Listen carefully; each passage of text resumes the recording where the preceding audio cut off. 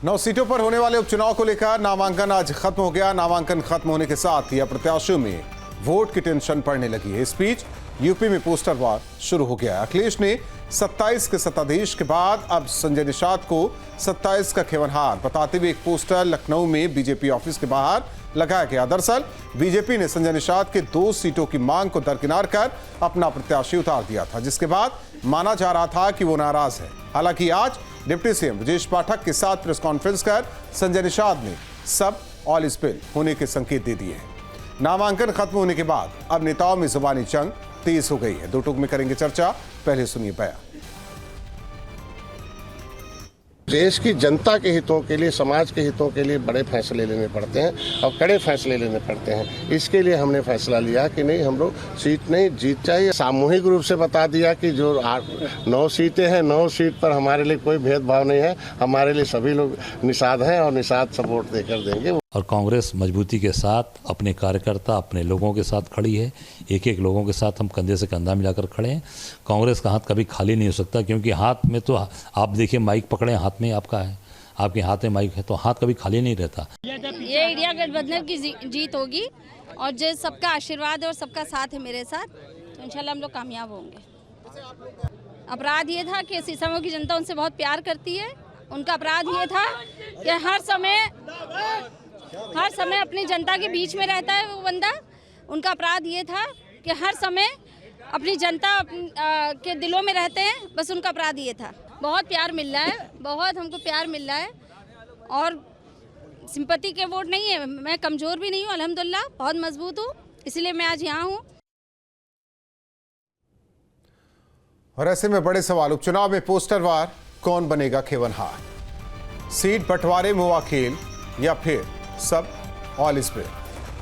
अगड़े पिछड़े बीजेपी के साथ अखिलेश मलते रह जाएंगे हाथ। 9 सीटों पर खत्म हुआ नामांकन, अब बढ़ा वोट का टेंशन। इन्हीं सवालों के साथ मेहमानों से चर्चा। हमारे साथ मेहमान जुड़े हैं राघवेंद्र सिंह जी, प्रवक्ता बीजेपी, तारिक खान जी, प्रवक्ता समाजवादी पार्टी, अभिमन्यु त्यागी जी, प्रवक्ता कांग्रेस। आप तीनों मेहमानों का स्वागत है। राघवेंद्र सिंह जी, 24 की जो लड़ाई थी उसका रिजल्ट सभी ने देखा। अब उपचुनाव की लड़ाई, तो कैसे कहे कि जो आप लोग कहते हैं कि 9 की 9 सीट जीत लेंगे, वोट का आंकड़ा किस तरीके से आप लोग तय कर रहे हैं? भारतीय जनता पार्टी, हमारे कार्यकर्ता ईमानदारी से उत्तर प्रदेश में 9 सीटों में लगे हुए हैं और मेहनत कर रहे हैं। हमारी केंद्र की योजनाएं और उत्तर प्रदेश की योजनाएं जो हम लोगों ने लागू की है, उसको लेकर के हम लोग जनता के बीच में जा रहे हैं। भर भर के प्यार मिल रहा है। हम लोगों ने चाक चौबंद योजना बनाई हुई। हाँ, ये बात कहने में मुझे कहीं खुशी नहीं हो रहा है। लोकसभा चुनाव में हमसे थोड़ी चूक हो गई थी और इन लोगों ने थोड़े से ऐसे विषय लाए थे जो धरातल पर नहीं थे। संविधान खत्म हो जाएगा, लोकतंत्र खत्म हो जाएगा, या इस प्रकार की बातें करके आरक्षण समाप्त कर देंगे, इस प्रकार की बातें उड़ा करके उत्तर प्रदेश की जनता को भ्रमित कर दिया था। हम लोग बहुत बिल्कुल इस समय कान और आंख सब खोले हुए हैं।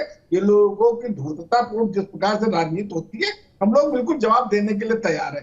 उत्तर प्रदेश की जनता भली प्रकार से जानती है कि 9 सीटों में अगर भारतीय जनता पार्टी जीत गई तो निश्चित रूप से उन 9 सीटों में विकास होगा। अन्य राजनीतिक दल में अगर होता है तो हमारी सरकार पर तो कोई फर्क नहीं पड़ेगा, सरकार तो रहेगी। तो हम लोग योजनाबद्ध तरीके से काम कर रहे हैं। हम लोगों ने अपने प्रभारी नियुक्त कर दिए, हम लोगों ने संयोजक नियुक्त कर दिए, हम लोगों ने बहुत ही ईमानदारी से चुस्त दुरुस्त बहुत ही बेहतर प्रत्याशी उतारे हुए हैं और निश्चित रूप से उत्तर प्रदेश में 9 की 9 सीटें भारतीय जनता पार्टी के झोली में आने वाली। तारिक खान साहब, काट की हांडी बार बार नहीं चढ़ती, ये कहा जा रहा है। सवाल इस बात को लेकर है कि आप लोगों ने क्या तय की है कि ज्यादा से ज्यादा मतदान आपके पक्ष में हो जाए, हर एक वर्ग आपके पक्ष में आ जाए? देखिए, पीडीए परिवार जिसने समाजवादी पार्टी को वोट किया और पीडीए में सभी लोग आते हैं, उनसे मुझे सिर्फ इतना कहना है कि आप ही को बंटवा रहे हैं और आप ही को कटवा रहे हैं। आप ही को बंटवा रहे हैं, आप ही को कटवा रहे हैं। अडानी अंबानी की देश विदेश में महफिलें ये सजवा रहे हैं और दिन रात आरक्षण ये खा रहे हैं। सुन लो, आदत पुरानी है पीडीए परिवार की, लोग बहका रहे हैं और मुद्दे से भटका रहे हैं। ये पूरी बात है। तो पीडीए परिवार एक साथ था, है, समाजवादी पार्टी को वोट करेगा। ये आरक्षण विरोधी लोग हैं और हम जो 9 की 9 सीटें हैं उन पे चुनाव जीतेंगे, हमें ये पूरी उम्मीद है। अभिमन्यु जी, वोट कैसे ट्रांसफर कराएंगे समाजवादी पार्टी को? देखिए राहुल जी, ये जो चुनाव है ये लोकसभा चुनाव में भी देख लिया था, ये जनता वर्सेस भाजपा चुनाव बन गया और कांग्रेस चाहती है कि किसी भी तरह से जो ये दमनकारी सरकार है, भारतीय जनता पार्टी की सरकार है, एनडीए की जो सरकार है, इसको रोका जाए। क्योंकि अगर ये मजबूत होंगे तो संविधान, आपसी भाईचारा और जो आपसी सौहार्द है उसको चुनौती हो जाएगी। तो इसलिए कांग्रेस पार्टी ने अपनी सीटें जो हम मांग रहे थे वो साथ में हम समाजवादी पार्टी के साथ हैं। और देखिए, जनता रोजगार मांगती है, ये लाठीचार्ज करते हैं। लॉ एंड ऑर्डर की बात यह है कि खुद भाजपा के नेताओं के होटल में कैसीनो चलाए जा रहे हैं, खुद पुलिस पकड़ रही है। कहीं छापा लग रहा है तो जीएसटी चोरी पकड़ी जा रही है, पर कोई कार्रवाई नहीं देखने को मिल रही है। तो चारों ओर हाहाकार मचा हुआ है। गन्ना किसान परेशान है, पिछले वर्ष तक का बकाया अभी तक नहीं मिला हुआ है। तो जनता खुद वोट देने जा रही है भारतीय जनता पार्टी के खिलाफ, इंडिया अलायंस को वोट देने जा रही है। और 9 की 9 सीटें निश्चित तौर पर उत्तर प्रदेश में कांग्रेस पार्टी के जो कार्यकर्ता है 9 की 9 सीटों पे वहां सहयोग करेगा और समाजवादी पार्टी 9 की 9 सीटों को जीतेगी। राघवेंद्र सिंह जी, रणनीति तो बहुत जबरदस्त है कांग्रेस की भी और समाजवादी पार्टी की भी। आज हम बाल कटाने गए थे तो हमने पूछा था बाल काटने वाले से कितने बाल है, बोला ध्यान रखिए अभी सामने आने वाले हैं। इनकी रणनीति पता है किस प्रकार से होती है। अभी काट की हाड़ी बार बार नहीं चढ़ती है। अभी आपने इस विषय को छेड़ा था। हमारे लोकसभा चुनाव के विषय में बात ये करते हैं। लोकसभा का अगर हम विषय पर छेड़ते हैं तो पूरे लोकसभा के प्रदेश में हम लोग को जाना पड़ेगा। हम लोगों के 8 राज्यों में पूरी की पूरी सीटें मिली थी। मध्य प्रदेश, अरुणाचल प्रदेश, ये तो यूपी की बात करेंगे ना। उत्तर प्रदेश की बात कीजिए ना। नहीं तो अगर लोकसभा की बात होगी तो उसी प्रदेश में होगी ना। उत्तर प्रदेश की तो बात अब कर रहे हैं। उत्तर प्रदेश में मान्यवर सुपड़ा नहीं साफ हुआ था। उत्तर प्रदेश में हमको मिली तो हमने स्वीकार किया था। हमें स्वीकार करने में कतई गुरेज नहीं होता। हमने कहा ना, मैं चूक रह गई थी। हमें जो है हमने कहा ना मन्नू जी, जनता ने चूक रह गई योजना में। आप लोगों ने जिस प्रकार से उत्तर प्रदेश बनाई, हिंदू मुसलमान नहीं चल पाया, चुनाव लड़ा, संविधान खत्म हो जाएगा, लोकतंत्र खत्म हो जाएगा, इस प्रकार की बातें कही। मुद्दे जो है उस पे काम अभिमन्यु जी, अभिमन्यु जी सुनने तो दीजिए। अभिमन्यु जी, मैंने कहा हमसे चूक रह गई थी, लेकिन हम लोग बिल्कुल उत्तर प्रदेश साफ हो गए ऐसा नहीं है। उत्तर प्रदेश हमारी दोबारा सरकार बनी हुई है। आपकी कितनी बार सरकार बनी? 40 बार। आपकी 40 साल हो गए उत्तर प्रदेश में, आप आए नहीं। 1 सीट वाली राजनीतिक दल हमसे सीनाजोरी कर रहे हैं। कमाल की पार्टी है। आपके बड़े बड़े नेता हार जाते हैं। राहुल गांधी अपनी परंपरागत सीटों से हारे बैठे हैं। अरे आप कम से कम अपनी गिरेबान में झांक के देखा करिए, हमसे मत बात करिए। समाजवादी पार्टी ने आपकी क्या दुर्गति कर दी है? समाजवादी पार्टी ने आपको 1 सीट नहीं दी है। क्या ज्ञान दे रहे हैं आप लोग? अब 5 राज्यों के चुनाव में देखा था हम लोगों ने किस प्रकार का आपका इंडी गठबंधन था।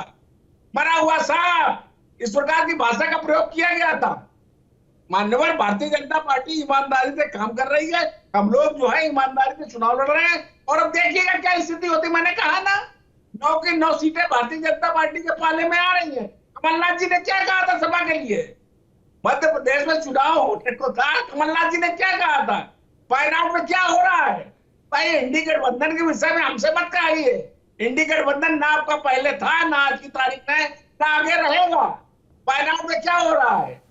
भाई आप क्या, कौन सा इंडी गठबंधन आपका है? चैनलों में तो बैठ करके आप लोग छाती ठोक के कहते हैं इंडी गठबंधन, धरातल पे बिल्कुल दिखाई नहीं पड़ता है। हमारा गठबंधन है। हम लोग चर्चा करते हैं एक मेज पे बैठ करके, हम लोग बात करते हैं, उसमें बाद परिणाम निकलते हैं।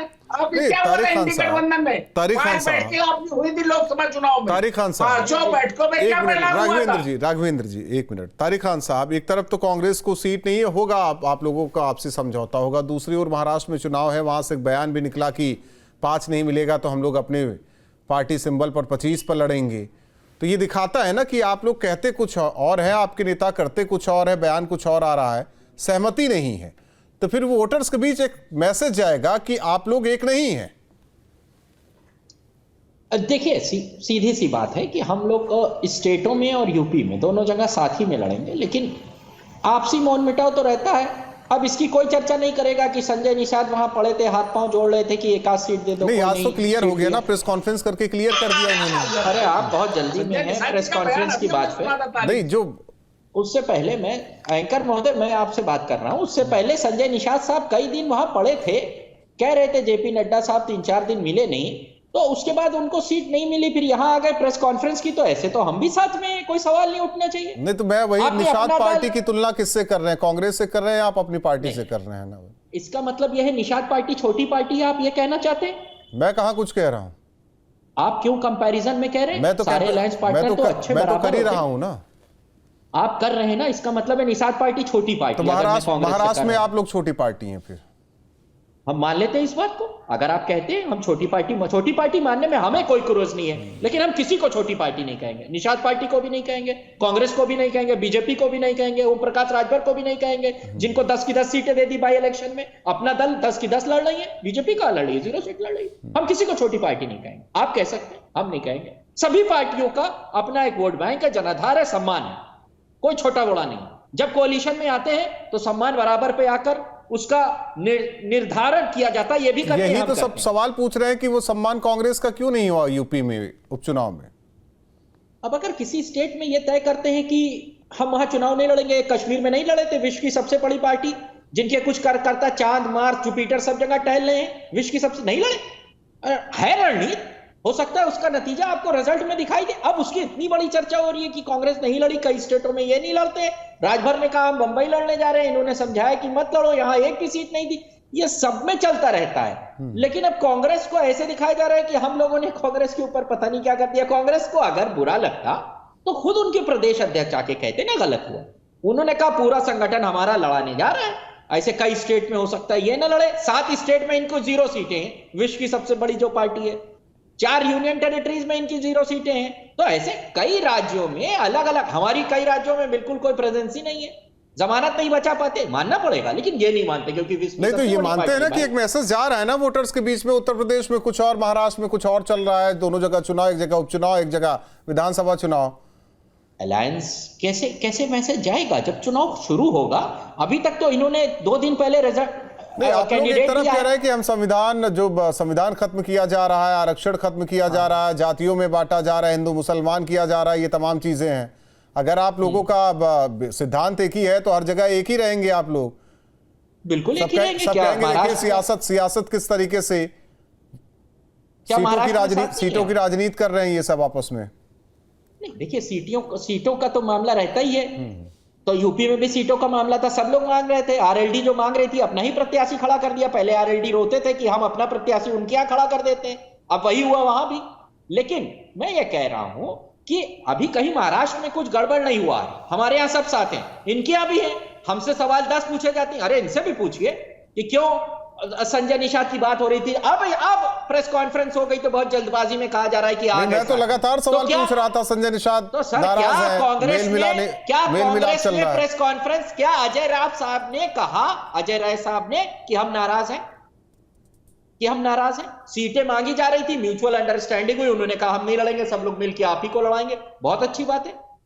ऐसा ही इनके भी सारे अलायंस पार्टनर अब छोटा बड़ा कर रहे हैं आप, ये गलत है। इनके सारे अलायंस पार्टनर ने कहा सब आप ही लड़ जाओ, जो आरएलडी को 1 सीट थी वो भी आप ही का प्रत्याशी, मिलके लड़ा देंगे। ठीक है भाई, आपको मुबारकबाद। हमसे सवाल पूछ रहे हैं सर, उधर भी तो पूछिए, दे देते उन लोगों को 1-1 सीट। जम्मू कश्मीर में क्या हुआ था फिर? आप लोग क्यों चले गए थे वहां? ये बोला गया था कि आप लोग आइए राष्ट्रीय पार्टी बनना है इसलिए चुनाव लड़िए।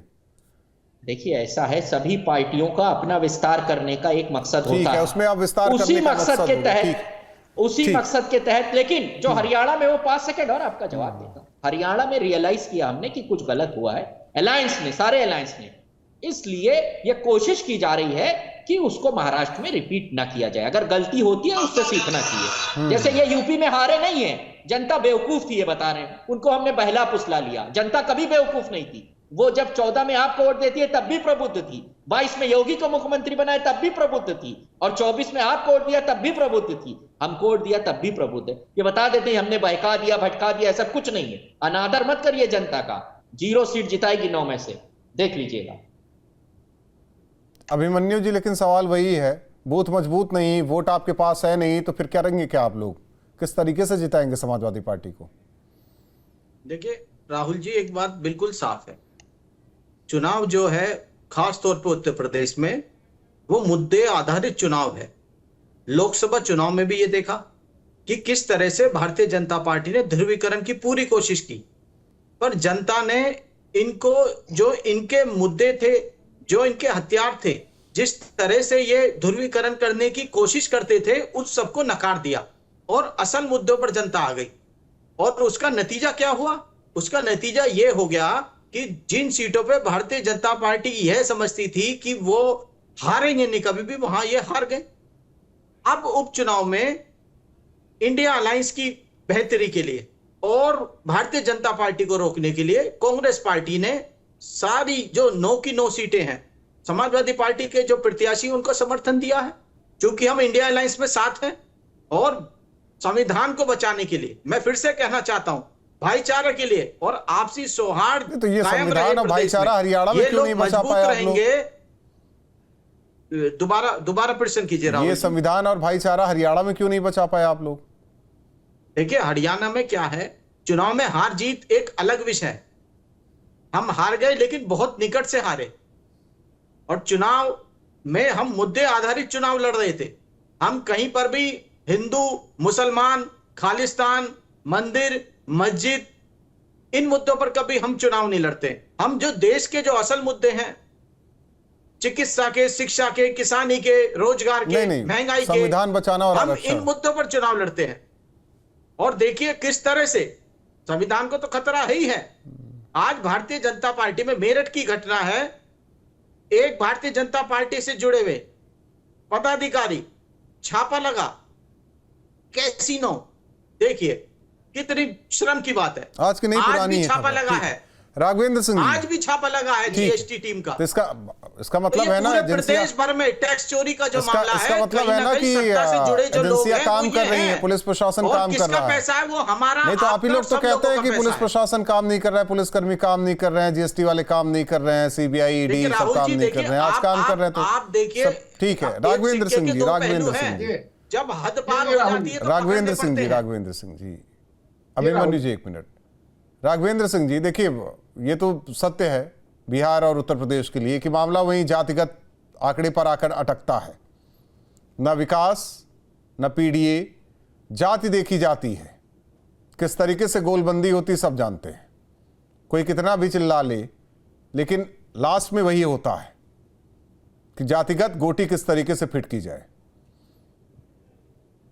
हम लोग जो होते हैं निश्चित रूप से जातिवाद की बात नहीं करते। हाँ, जैसे हम लोगों का ये लक्ष्य रहता है कि हर जात का जो है प्रतिनिधित्व मिले टिकट में।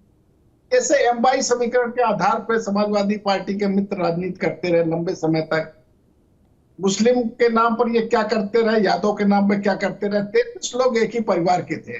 आज की तारीख में जो नोट घोषित हुई है उसमें यादव के नाम पर इनके परिवार का ही नाम आया। पीडीए लेकर के आए हैं। क्या पीडीए सब समाज की बात करता है? राहुल जी, हमें नहीं लगता है पीडीए सब समाज की बात करता। उत्तर प्रदेश की जनता भली प्रकार से जानती है। हम लोग सबका साथ, सबका विकास, सबके विश्वास को नारे को लेकर के काम करते हैं।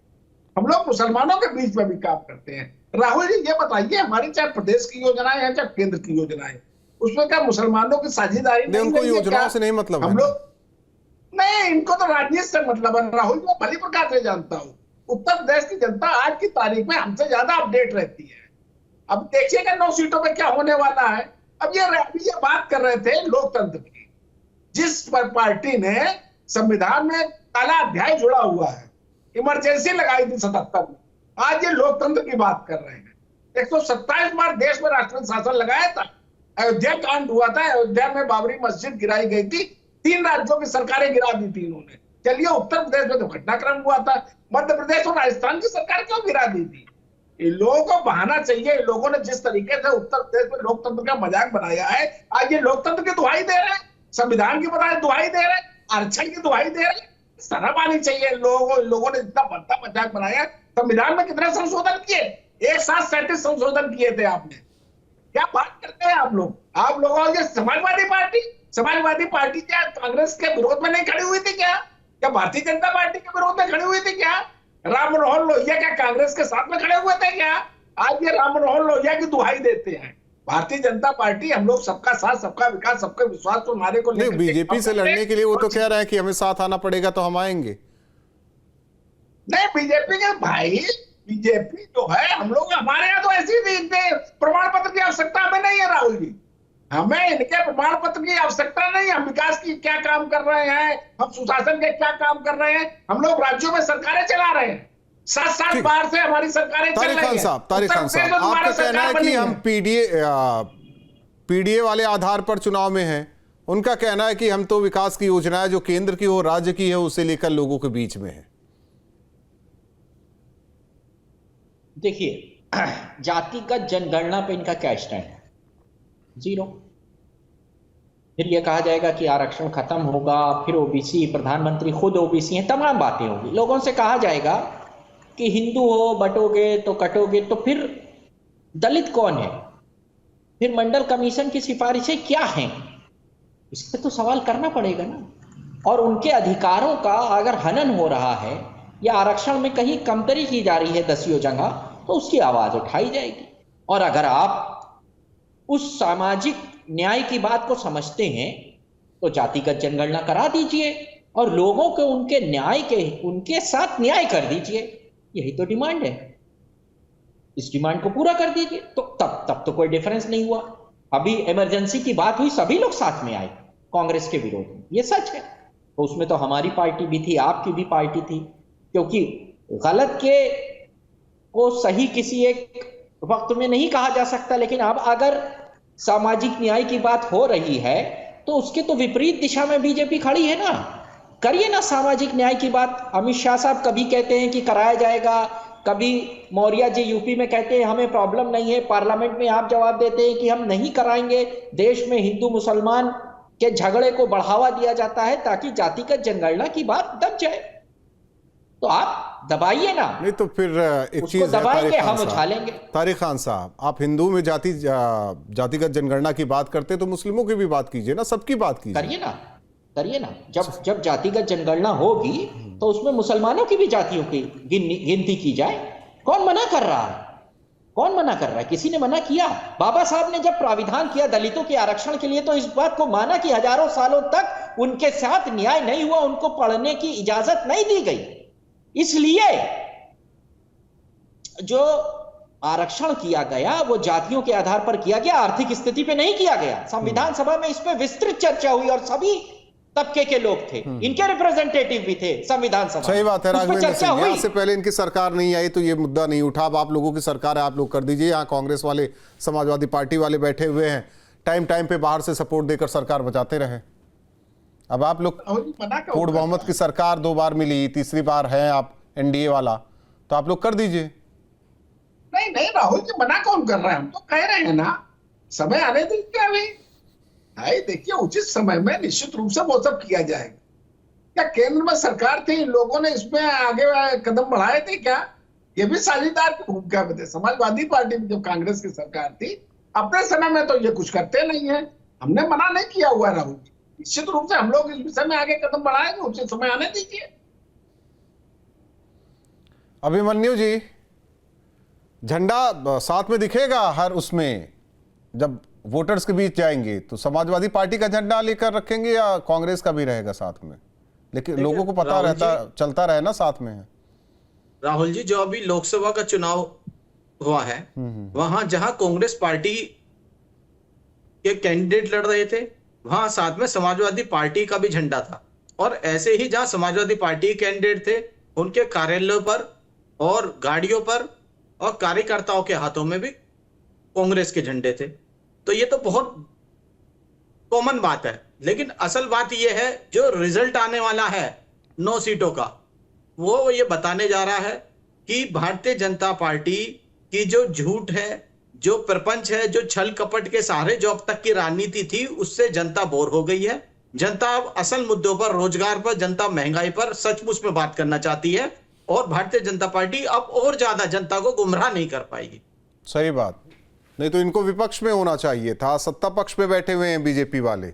और आप लोगों को सत्ता पक्ष में होना चाहिए था, फिर भी विपक्ष में बैठे हुए। हम तो रहे हैं राहुल जी, बहुत लंबे एक बात कह रहा हूं, आप ये नहीं कह सकते हम नहीं रहे। मैं कहां कुछ कह रहा हूं, जो है जो आंखों के सामने उसी की बात कर रहा हूं मैं। हमारी तो अपनी आंखों के सामने जो अभी चल रहा है उसी की तो बात कर रहा हूं मैं, गलती कर रहे हैं, बात ये नहीं कर रहा हूं। में जाने हैं, हो सकता है 27 में कुछ बदले, हो सकता है 29 में कुछ बदले, कोशिश करते रहिए। कोशिश करने वालों की हार नहीं होती। बहुत बहुत धन्यवाद आप तीनों मेहमानों का हमारे साथ जुड़ने के लिए। तो उपचुनाव में नामांकन पूरा हो चुका है और अब वोटर्स की गोलबंदी, यानी कि अपने अपने बूथों पर किस तरीके से मतदान कराया जाएगा, इसे लेकर कोशिश तमाम प्रत्याशी, पार्टी, संगठन बूथ स्तर पर कर रहे हैं। हालांकि रिजल्ट वाले दिन तय हो जाएगा कि 9 सीट में से कितनी सीट किसके खाते में। सभी पार्टियां दम भर रही है कि 9 की 9 सीटों पर जीत दर्ज कर रहे हैं। 2 टूक में इतना ही।